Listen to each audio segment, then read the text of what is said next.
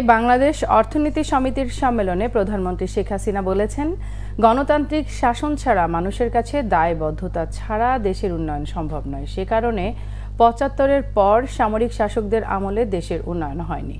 স্বাধীনতার পর যুদ্ধ বিধ্বস্ত দেশ গড়ে তুলতে বঙ্গবন্ধুর অবদান তুলে ধরেন তিনি।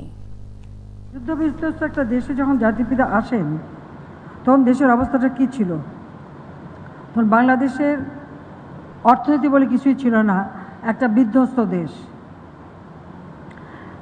একটা টাকাও কারেন্সি নোট নেই, কোনো রিজার্ভ বলে কিছু ছিল না, প্রচণ্ড খাদ্যের অভাব, কারেন্সি নোট নেই, কোনো অর্থনীতি বলে আসলে তখন কিছুই ছিল না। ওই অবস্থার মধ্যে দিয়েও জাতির পিতা কিন্তু দেশকে এগিয়ে নিয়ে যান।